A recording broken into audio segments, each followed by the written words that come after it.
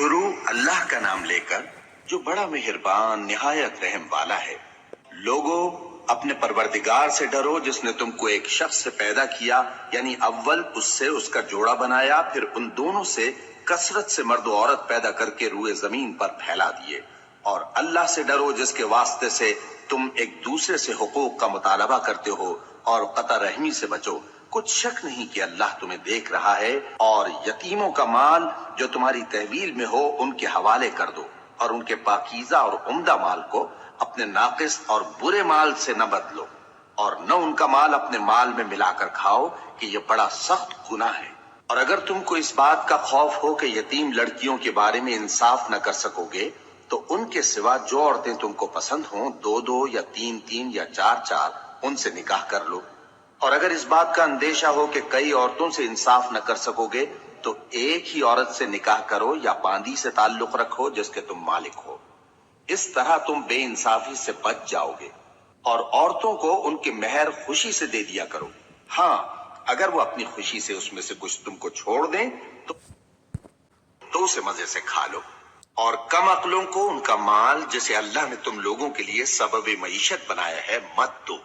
ہاں، اس میں سے ان کو کھلاتے اور پہناتے رہو اور ان سے معقول بات کہتے رہو۔ اور یتیموں کو بالغ ہونے تک کام کاج میں مصروف رکھو اور جانچتے رہو۔ پھر بالغ ہونے پر اگر ان میں عقل کی پختگی دیکھو تو ان کا مال ان کے حوالے کر دو، اور اس خوف سے کہ وہ بڑے ہو جائیں گے، یعنی بڑے ہو کر تم سے اپنا مال واپس لے لیں گے، اس کو فضول خرچی اور جلدی میں نہ اڑا دینا۔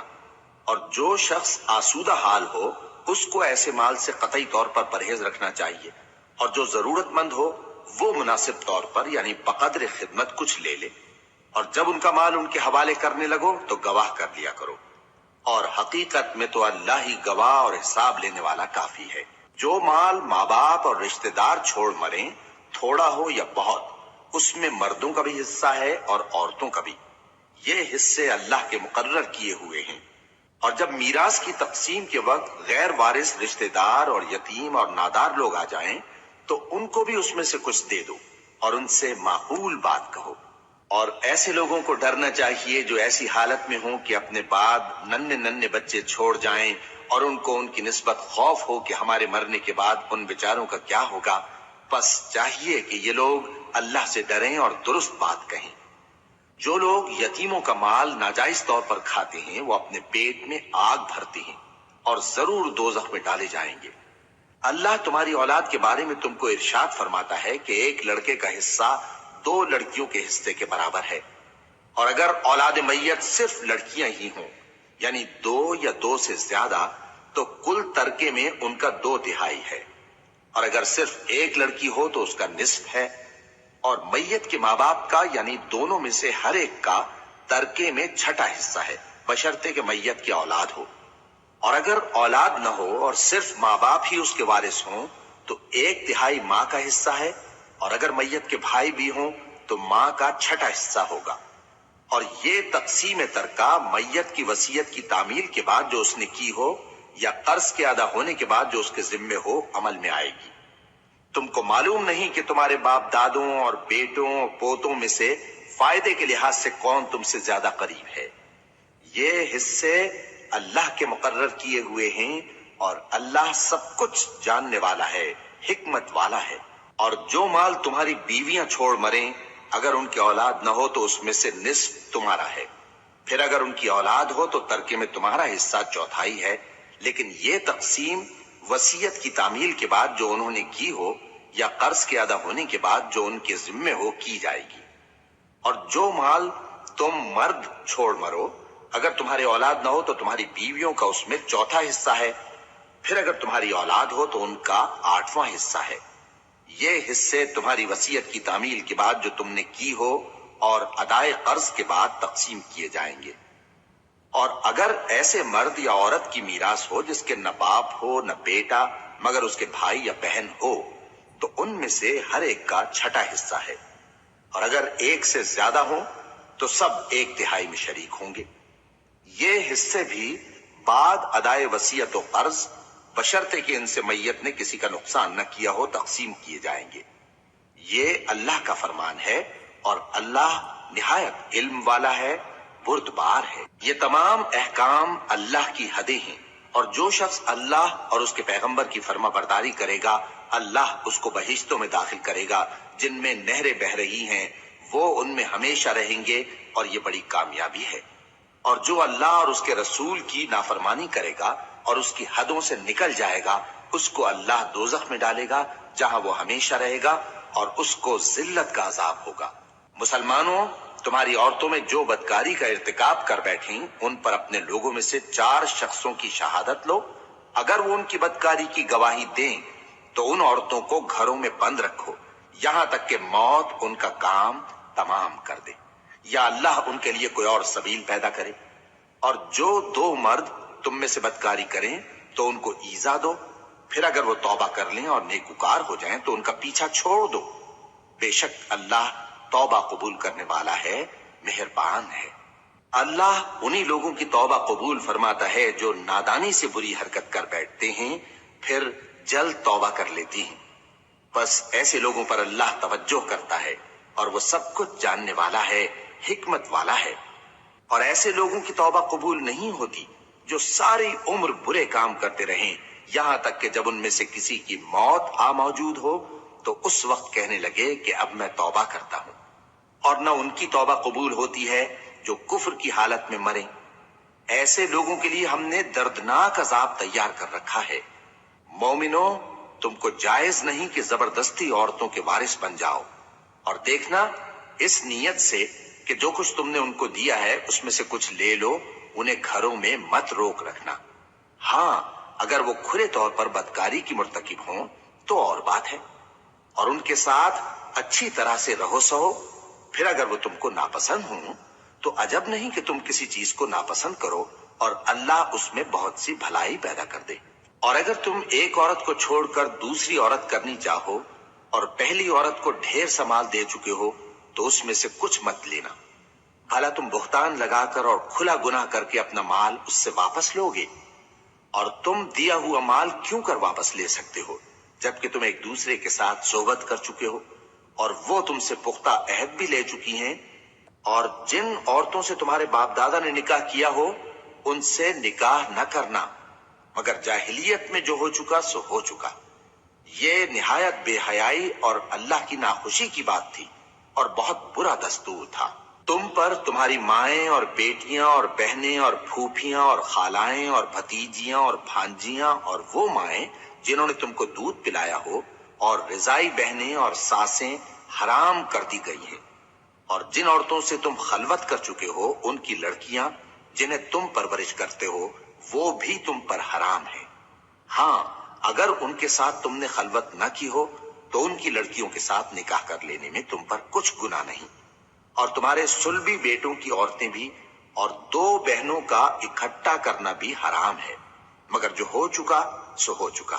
बेशक अल्लाह बख्शने वाला है, बड़ा मेहरबान है। और शौहर वाली औरतें भी तुम पर हराम हैं, मगर वो जो कैद होकर बांदियों के तौर पर तुम्हारे कब्जे में आ जाएं। ये हुक्म अल्लाह ने तुमको लिख दिया है, और इन मुहर्रमात के सिवा दूसरी औरतें तुमको हलाल हैं, इस तरह से कि माल खर्च करके उनसे निकाह कर लो, बशर्ते के निकाह से मकसूद इफ्फत कायम रखना हो, न कि शहवत परस्ती। तो जिन औरतों से तुम लुत्फ अंदोज हुए उनका मेहर जो मुकर्रर किया हो अदा कर दो, और अगर मुकर्रर करने के बाद आपस की रजामंदी से मेहर में कमी बेशी कर लो तो तुम पर कुछ गुनाह नहीं। बेशक अल्लाह सब कुछ जानने वाला है, हिकमत वाला है। और जो शख्स तुम में से मोमिन आजाद औरतों से निकाह करने का मकदूर न रखे तो मोमिन बांदियों ही से जो तुम्हारे कब्जे में आ गई हो निकाह कर ले। और अल्लाह तुम्हारे ईमान को अच्छी तरह जानता है। तुम आपस में एक दूसरे के हमजिन्स हो, फिर उन लौंडियों के साथ उनके मालिकों से इजाजत हासिल करके निकाह कर लो, और दस्तूर के मुताबिक उनका मेहर भी अदा कर दो, बशर्ते कि वो पाक दामन हो, न ऐसी कि खुल्लम खुल्ला बदकारी करें और न दरपर्दा दोस्ती करना चाहें। फिर अगर वो निकाह में आकर बदकारी का इर्तिकाब कर बैठे तो जो सजा आजाद औरतों के लिए है उसकी आधी उनको दी जाए। ये बांधी के साथ निकाह करने की इजाजत उस शख्स को है जिसे गुनाह कर बैठने का अंदेशा हो, और ये बात कि सब्र करो तुम्हारे लिए बेहतर है, और अल्लाह बख्शने वाला है, मेहरबान है। अल्लाह चाहता है कि अपनी आयतें तुमसे खोल खोल कर बयान फरमाए اور تم کو اگلے لوگوں کے طریقے بتائے اور تم پر مہربانی کرے، اور اللہ جاننے والا ہے، حکمت والا ہے۔ اور اللہ تو چاہتا ہے کہ تم پر مہربانی کرے، اور جو لوگ اپنی خواہشوں کے پیچھے چلتے ہیں وہ چاہتے ہیں کہ تم سیدھے رستے سے بھٹک کر دور جا پڑو۔ اللہ چاہتا ہے کہ تم پر سے بوجھ ہلکا کرے، اور انسان طبعاً کمزور پیدا ہوا ہے۔ مومنو، ایک دوسرے کا مال ناحق نہ کھاؤ۔ ہاں، اگر آپس کی رضامندی سے تجارت کا لین دین ہو اور اس سے مالی فائدہ حاصل ہو جائے تو وہ جائز ہے، اور اپنے آپ کو ہلاک نہ کرو، کچھ شک نہیں کہ اللہ تم پر مہربان ہے۔ اور جو زیادتی کرتے ہوئے اور ظلم سے ایسا کرے گا تو ہم اس کو عنقریب جہنم میں داخل کریں گے، اور یہ اللہ کو آسان ہے۔ اگر تم بڑے بڑے گناہوں سے جن سے تم کو منع کیا جاتا ہے پرہیز کرو گے تو ہم تمہارے چھوٹے چھوٹے گناہ معاف کر دیں گے، اور تمہیں عزت کے مکانوں میں داخل کریں گے۔ اور جس چیز میں اللہ نے تم میں سے بعض کو بعض پر فضیلت دی ہے اس کی تمنا مت کرو۔ مردوں کو ان کاموں کا ثواب ہے جو انہوں نے کیے، اور عورتوں کو ان کاموں کا ثواب ہے جو انہوں نے کیے، اور اللہ سے اس کا فضل و کرم مانگتے رہو، کچھ شک نہیں کہ اللہ ہر چیز سے واقف ہے۔ اور جو مال ماں باپ اور رشتہ دار چھوڑ مریں تو حقداروں میں تقسیم کر دو کہ ہم نے ہر ایک کے حقدار مقرر کر دیے ہیں، اور جن لوگوں سے تم عہد کر چکے ہو ان کو بھی ان کا حصہ دو، بے شک اللہ ہر چیز پر نگراں ہے۔ مرد عورتوں پر حاکم ہیں، اس لیے کہ اللہ نے بعض کو بعض سے افضل بنایا ہے، اور اس لیے بھی کہ مرد اپنا مال خرچ کرتے ہیں۔ تو جو نیک بیویاں ہیں وہ فرمانبردار ہوتی ہیں، اور ان کے پیٹھ پیچھے اللہ کی حفاظت میں مال و آبرو کی خبرداری کرتی ہیں۔ اور جن عورتوں کی نسبت تمہیں معلوم ہو کہ سرکشی اور بدخوئی کرنے لگی ہیں تو پہلے ان کو زبانی سمجھاؤ، اگر نہ سمجھیں تو پھر ان کے ساتھ سونا ترک کر دو۔ اگر اس پر بھی باز نہ آئیں تو زد و کوب کرو، پھر اگر تمہارا کہنا مان لیں تو پھر ان کو ایذا دینے کا کوئی بہانہ مت ڈھونڈو، بے شک اللہ بہت اونچا ہے، بڑا ہے۔ اور اگر تم لوگوں کو معلوم ہو کہ میاں بیوی میں ان بن ہے تو ایک منصف مرد کے خاندان میں سے اور ایک منصف عورت کے خاندان میں سے مقرر کرو، وہ اگر صلح کرا دینی چاہیں گے تو اللہ ان میں موافقت پیدا کر دے گا۔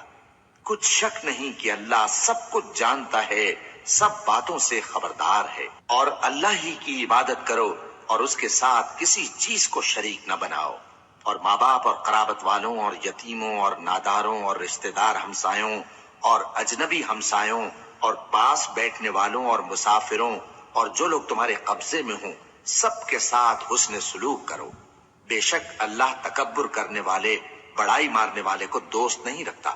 جو خود بھی بخل کریں اور لوگوں کو بھی بخل سکھائیں، اور جو مال اللہ نے ان کو اپنے فضل سے عطا فرمایا ہے اسے چھپا چھپا کے رکھیں، اور ہم نے کافروں کے لیے ذلت کا عذاب تیار کر رکھا ہے۔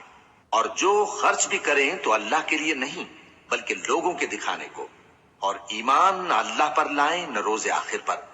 اور جس کا ساتھی شیطان ہوا تو کچھ شک نہیں کہ وہ برا ساتھی ہے۔ اور اگر یہ لوگ اللہ پر اور روز قیامت پر ایمان لاتے اور جو کچھ اللہ نے ان کو دیا تھا اس میں سے خرچ کرتے تو ان پر کیا مصیبت آ پڑتی، اور اللہ ان کو خوب جانتا ہے۔ اللہ کسی کی ذرہ بر بھی حق تلفی نہیں کرتا، اور اگر کسی نے نیکی کی ہوگی تو اس کو کئی گنا کر دے گا اور اپنے ہاں سے اجر عظیم بخشے گا۔ بھلا اس دن کیا حال ہوگا جب ہم ہر امت میں سے احوال بتانے والے کو بلائیں گے اور تم کو اے نبی صلی اللہ علیہ وآلہ وسلم ان لوگوں کا حال بتانے کو بطور گواہ طلب کریں گے۔ اس روز کافر اور پیغمبر کے نافرمان آرزو کریں گے کہ کاش ان کو دھسا کر زمین برابر کر دی جاتی، اور وہ اللہ سے کوئی بات چھپا نہیں سکیں گے۔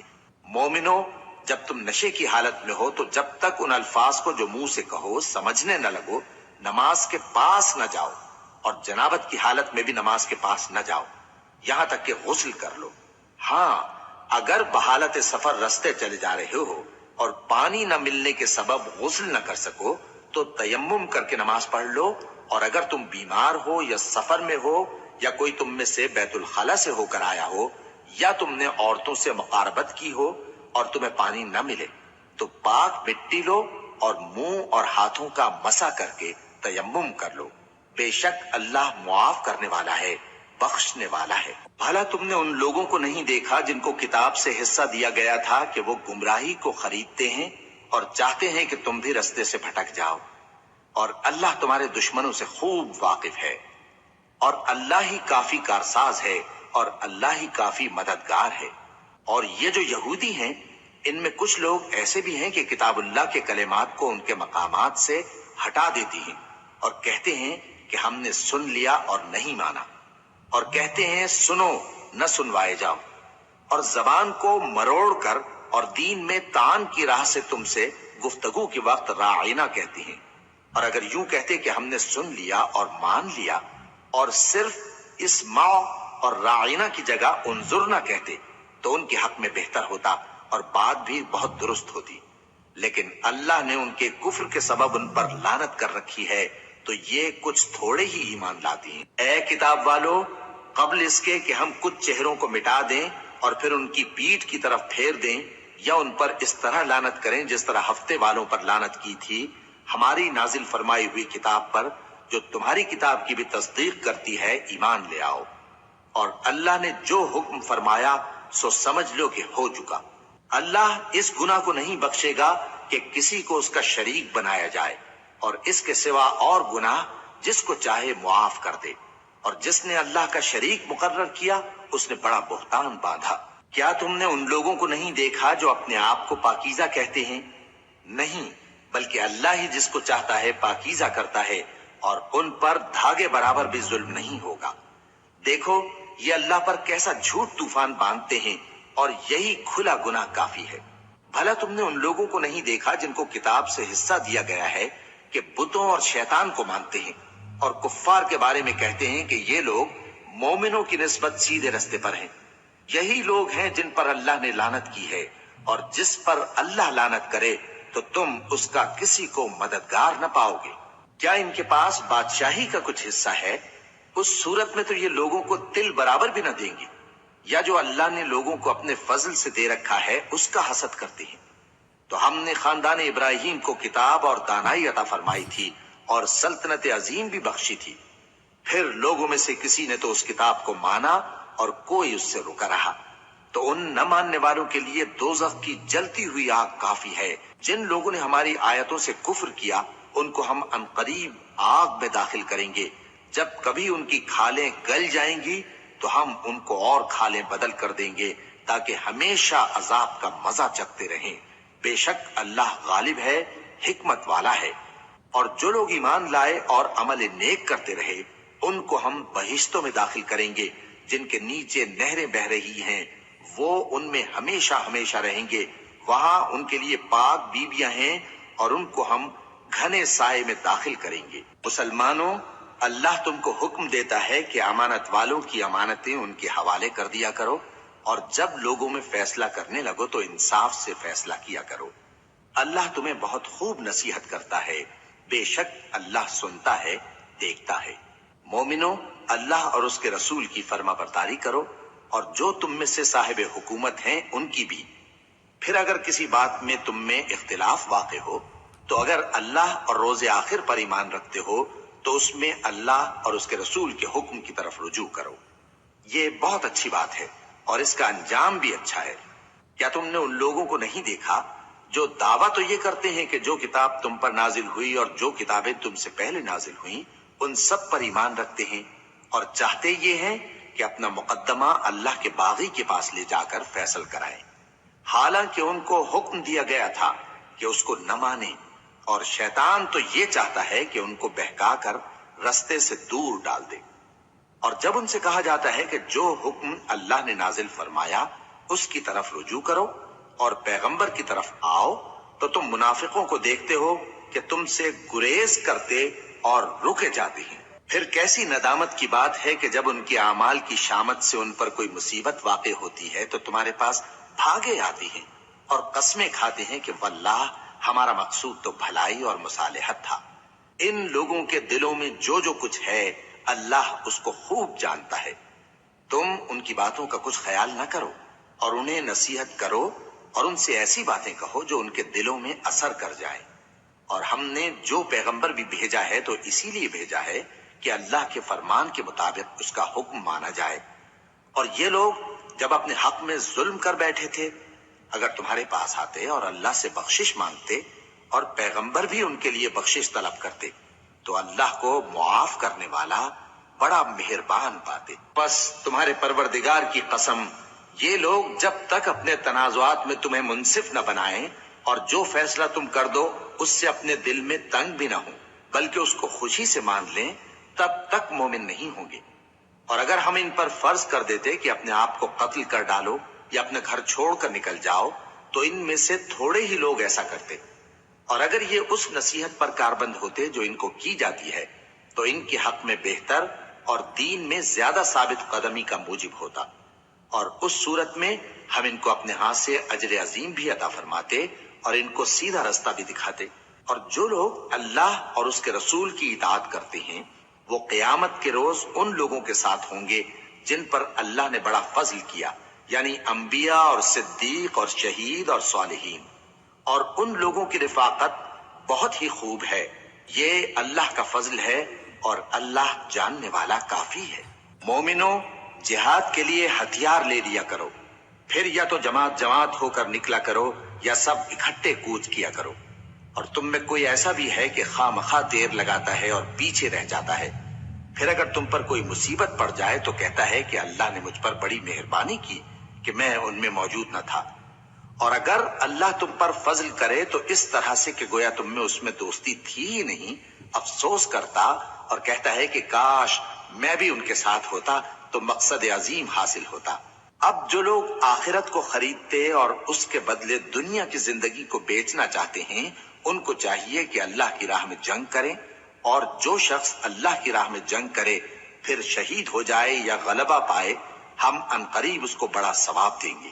اور تم کو کیا ہوا ہے کہ اللہ کی راہ میں اور ان بے بس مردوں اور عورتوں اور بچوں کی خاطر نہیں لڑتے جو دعائیں کیا کرتے ہیں کہ اے پروردگار ہم کو اس شہر سے جس کے رہنے والے ظالم ہیں نکال کر کہیں اور لے جا، اور اپنی طرف سے کسی کو ہمارا حامی بنا اور اپنی ہی طرف سے کسی کو ہمارا مددگار مقرر فرما۔ جو مومن ہیں وہ تو اللہ کی راہ میں لڑتے ہیں، اور جو کافر ہیں وہ شیطان کی راہ میں لڑتے ہیں، سو تم شیطان کے مددگاروں سے لڑو اور ڈرو مت، کیونکہ شیطان کا داؤ کمزور ہوتا ہے۔ بھلا تم نے ان لوگوں کو نہیں دیکھا جن کو پہلے یہ حکم دیا گیا تھا کہ اپنے ہاتھوں کو جنگ سے روکے رہو اور نماز پڑھتے اور زکوٰۃ دیتے رہو، پھر جب ان پر جہاد فرض کر دیا گیا تو بعض لوگ ان میں سے لوگوں سے یوں ڈرنے لگے جیسے اللہ سے ڈرا کرتے ہیں بلکہ اس سے بھی زیادہ، اور کہنے لگے کہ اے اللہ تو نے ہم پر جہاد جلد کیوں فرض کر دیا، تھوڑی مدت اور ہمیں کیوں مہلت نہ دی۔ اے پیغمبر ان سے کہہ دو کہ دنیا کا فائدہ بہت تھوڑا ہے اور بہت اچھی چیز تو پرہیزگار کے لیے نجات آخرت ہے، اور تم پر دھاگے برابر بھی ظلم نہیں کیا جائے گا۔ اے جہاد سے ڈرنے والو، تم کہیں رہو، موت تو تمہیں آ کر رہے گی، خواہ مضبوط قلعوں میں رہو۔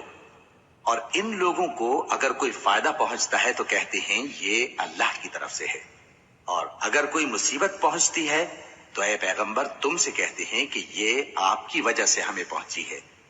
کہہ دو کہ رنج و راحت سب اللہ ہی کی طرف سے ہے۔ ان لوگوں کو کیا ہو گیا ہے کہ بات بھی نہیں سمجھ سکتے؟ اے آدم زاد، تجھ کو جو فائدہ پہنچے وہ اللہ کی طرف سے ہے، اور جو نقصان پہنچے وہ تیری ہی شامت اعمال کی وجہ سے ہے۔ اور اے نبی، ہم نے تم کو لوگوں کی ہدایت کے لیے پیغمبر بنا کر بھیجا ہے، اور اس بات کا اللہ ہی گواہ کافی ہے۔ جو شخص رسول کی فرما برداری کرتا ہے تو بے شک اس نے اللہ کی فرما برداری کی، اور جو نافرمانی کرے تو اے پیغمبر تمہیں ہم نے ان کا نگہبان بنا کر نہیں بھیجا۔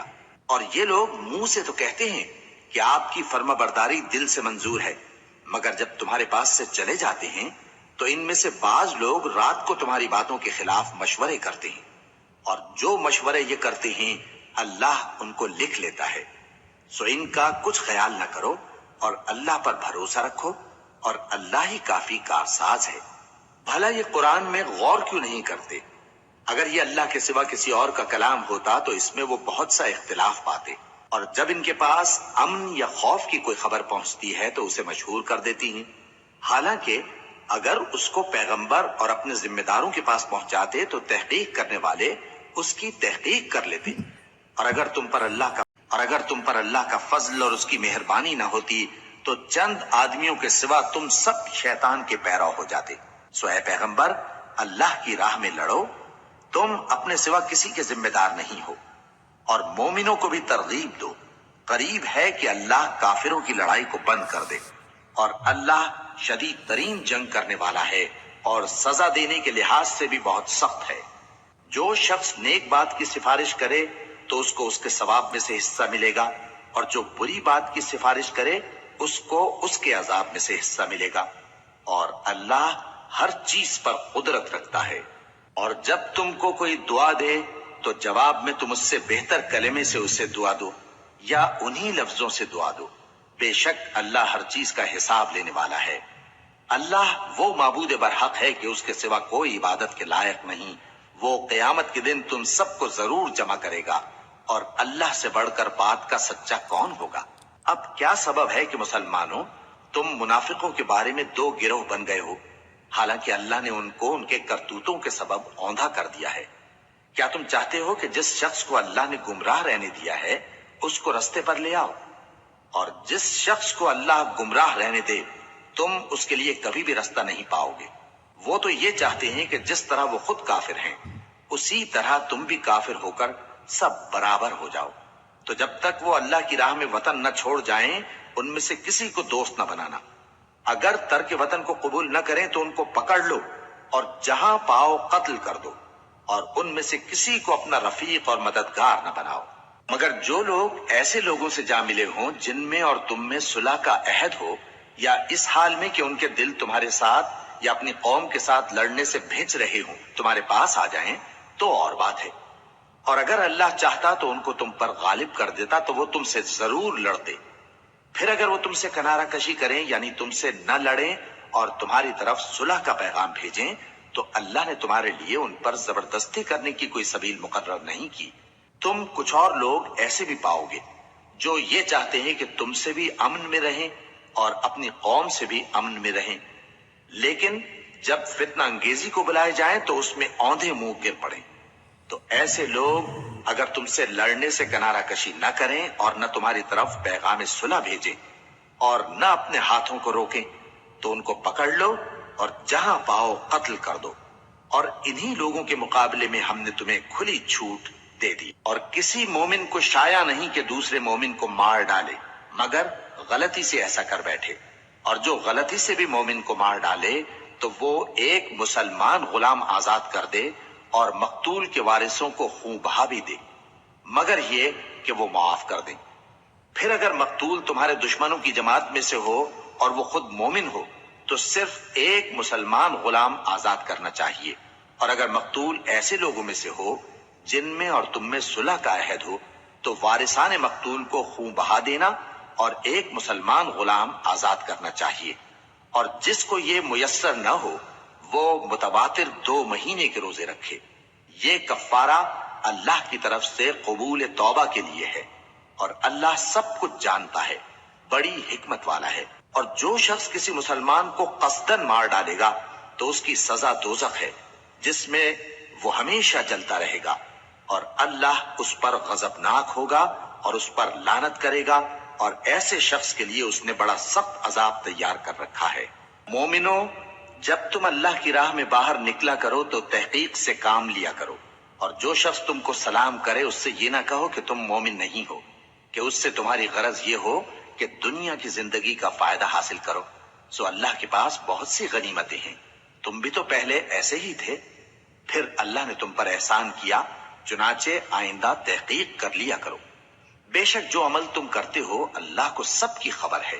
جو مسلمان گھروں میں بیٹھ رہتے اور لڑنے سے جی چراتے ہیں اور کوئی عذر نہیں رکھتے، وہ اور جو اللہ کی راہ میں اپنے مال اور جان سے جہاد کرنے والے دونوں برابر نہیں ہو سکتے.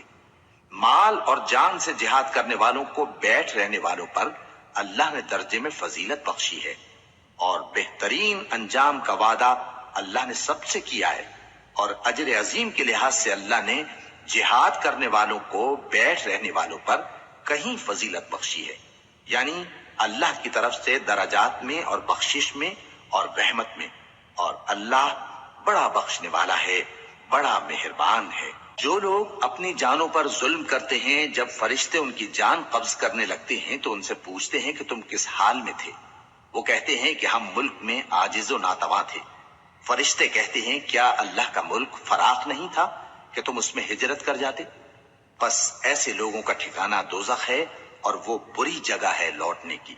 हाँ, जो मर्द और औरतें और बच्चे बेबस हैं कि न तो कोई तदबीर कर सकते हैं और न रास्ता ही जानते हैं, तो करीब है कि अल्लाह ऐसों को मुआफ कर दे, और अल्लाह बड़ा मुआफ करने वाला है, बड़ा बख्शने वाला है। और जो शख्स अल्लाह की राह में घर बार छोड़ जाए, वो जमीन में बहुत सी रहने की जगह और कुशाइश पाएगा। और जो शख्स अल्लाह और उसके रसूल की तरफ हिजरत करके घर से निकल जाए, फिर उसको मौत आ पकड़े, तो उसका सवाब अल्लाह के जिम्मे हो चुका, और अल्लाह बड़ा बख्शने वाला है, बड़ा मेहरबान है।